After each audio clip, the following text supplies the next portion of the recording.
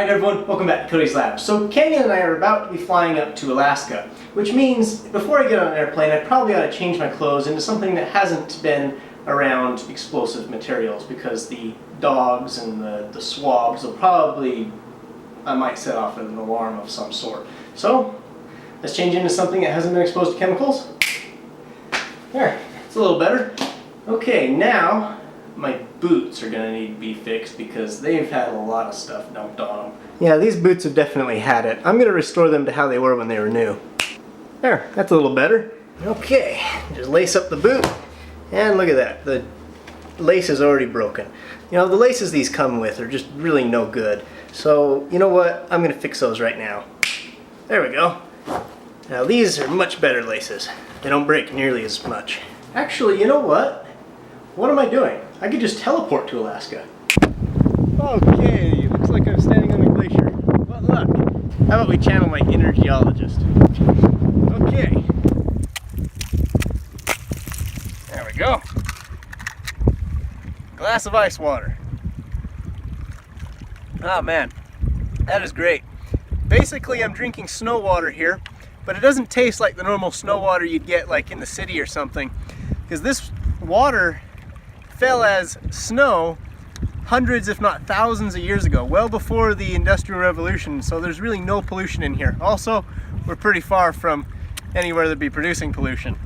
So unfortunately, glaciers are extremely windy and exceedingly bright, and so most of the footage that I got while at the glacier was completely unusable. I'll do a much more in-depth video on glaciers when I'm doing my geology series, which I hope to start sometime in the fall. Okay, so since we're in Alaska, I figured I may as well do a little bit of gold panning. I don't expect to find much, but here we are in Hope, Alaska.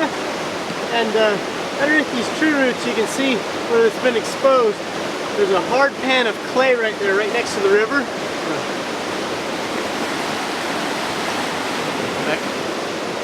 So this hard pan of clay is going to capture the gold, because gold, as it sinks down through the gravel, it's going to stop right there. So the gold's going to be right here. Let's grab a few pans and see what we can catch. Let's see if I can get a better shot of what I'm doing down here. So here is clay, and if you can see it, and the gold wouldn't sink down through the clay because the clay would be solid even when it's wet. But right on top of the clay is where the gold's going to be. So I'm going to clean out underneath of these rocks right along this layer where the clay is. Okay. And after I've loosened that off with a pick, I'm going to take it and put it over here in my gold pan. There we go. So, that's all I'm doing here. Yep. Alright, got me a big pan of stuff out from underneath those roots. Let's see what we get out of it.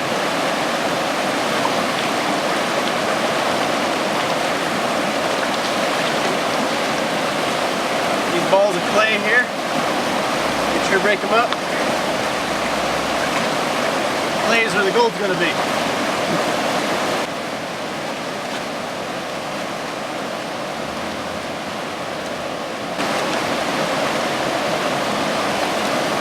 I'm actually going to dump this stuff into this finishing pan here.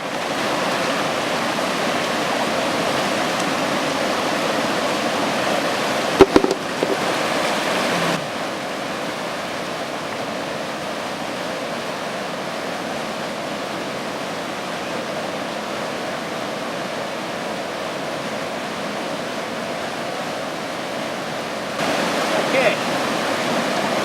I see some gold here. Spin this around, there it is. It's quite a bit for a single pan.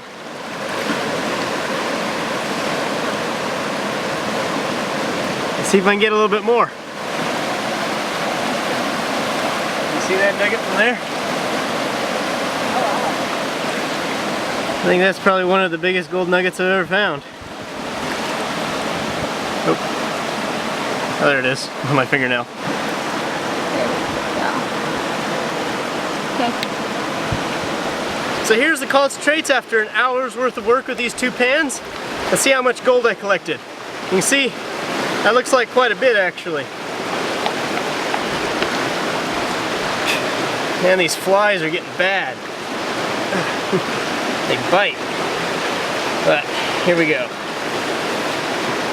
There's actually surprisingly very little black sand for the amount of gold that you're getting.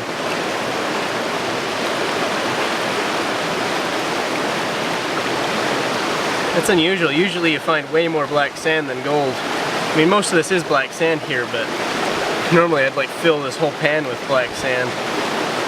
Black sand is, of course, the iron oxides, which are naturally occurring in the soil.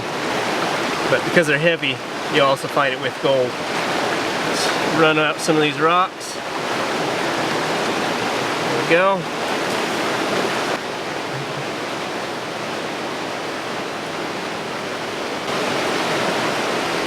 Okay. How's that for an hour's worth of panning? And 4 hours of driving.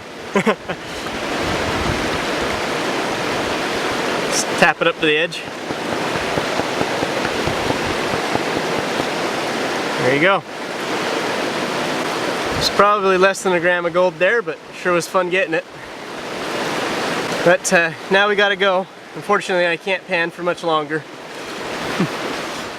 So I'm now back at the uninteresting white wall in Utah. In fact, I ought to fix that. There we go. It's a little bit better. So my trip to Alaska was exceedingly short. Hopefully I'll be able to go up there for a little bit longer time sometime in the future. One thing that we did do is we picked some fireweed and we made fireweed jelly. Making fireweed jelly is extremely easy to make. You just pick the flowers, make tea out of them, and then add lots of pectin and sugar before putting it in some jars. It's definitely my number 3 favorite thing to put on toast after honey and blackberry jam with seeds. Anyway, hope you guys enjoyed, and I'll see you next time.